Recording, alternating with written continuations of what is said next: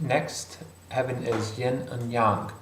So I wanted to talk for a moment about this idea of yin and yang and try to distance us from what I think is a misunderstanding of this topic.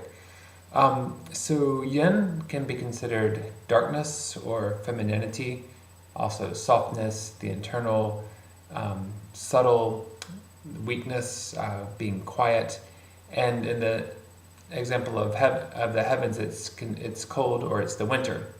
Whereas yang on the other side is light, and it's light in the sense of brightness. It's also the masculine energy.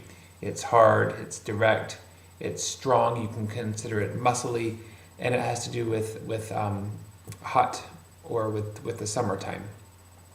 One thing that I think is important to understand is that these extremes are always at play. There's a yin to the yang, and there's a yang to the yin. And I wanted to just consider an example of someone who's very young. So we can think about the muscle guys who go to the gym 2 hours a day or so. So there's certainly an advantage in a sort of fighting situation with being big and muscly. You have a lot of weight behind your hit. If somebody hits you in a muscle, it doesn't hurt as much as being hit on a direct bone. But there's also a weakness or a yin to this yang. So if someone gets a lot of muscles from working out in a gym and doesn't do a lot of exercise, there's a tendency that these muscles are going to be bulky and slow and inflexible, and they're not good at doing maneuvering outside of the pattern that they're used to. So if you sit around in a gym and do curls all day, then your muscles are really good at doing this sort of exercise.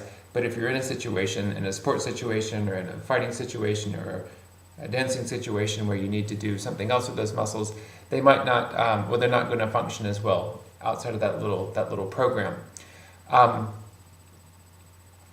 There's also a tendency for these to cramp and to fatigue. And also, I would say that someone who's a sort of a muscly fighter is going to be dependent purely on that muscle, right? So maybe he's worked on a lot of muscle but doesn't have a lot of technique outside of that. And so if the muscles get tired or if they tear or something happens, then they're going to be immobilized, so to speak.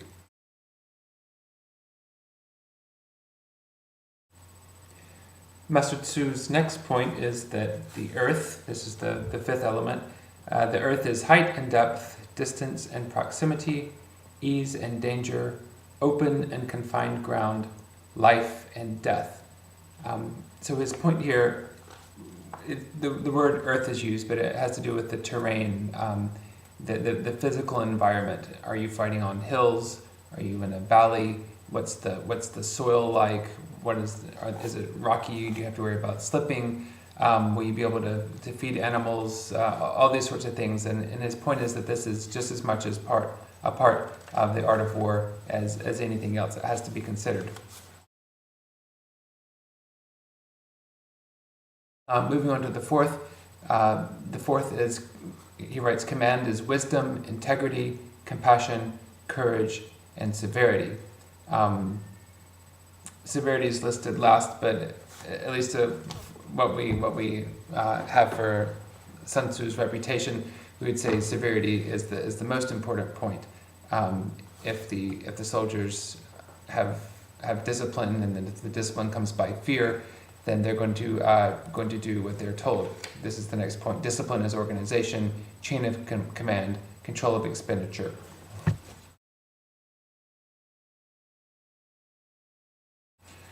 I want to skip ahead a little bit here to where Sun Tzu writes, heed my plan, employ me, and victory is surely yours, I will stay. Here we see a rhetorical strategy. So Sun Tzu has basically said, you need a plan. You need someone who understands these elements, who can instruct you in this. Basically, you need me. So you should hire me. So he sort of laid out this sort of argument for what's necessary, and then basically says, I'm the only person for the job. So we have a very sort of personal attempt to get employment in the midst of this sort of rather philosophical treatise on war. Going forward a little bit, Sun Tzu says, settle on the best plan, exploit the dynamic within, develop it without, follow the advantage, and master opportunity.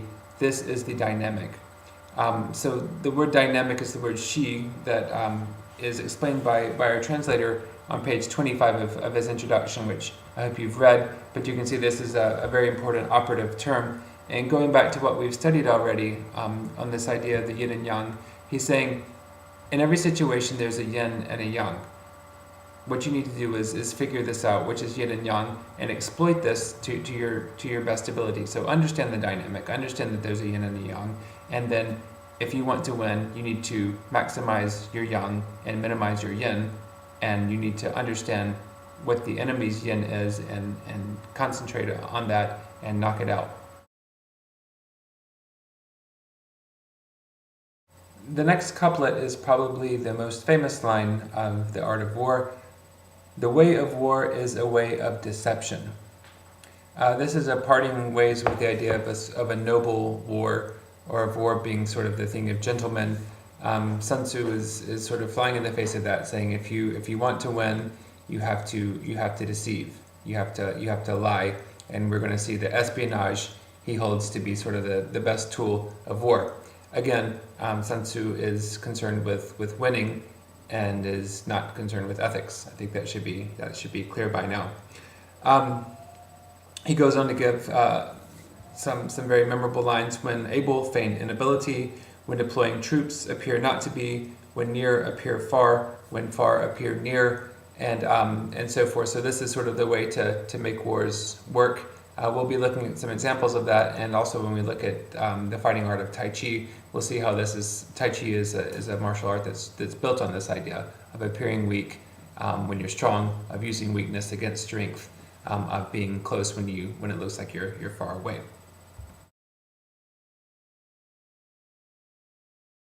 Moving on very briefly to chapter 2, this is called the waging of war. This is a concern with supplies, a concern with the earth. His point is his points are rather clear. I think that's why I'm not going to go into too much detail with it here.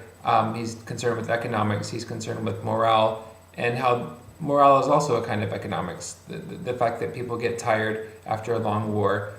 Peasants don't like having their food taken. Soldiers don't like being out at war for a long period of time. Therefore, he says, if you're going to go to war, count your costs. Be sure that you can get a victory and achieve your victory quickly. No one likes a long war, not even Sun Tzu, who seems not to have a problem with wars at all.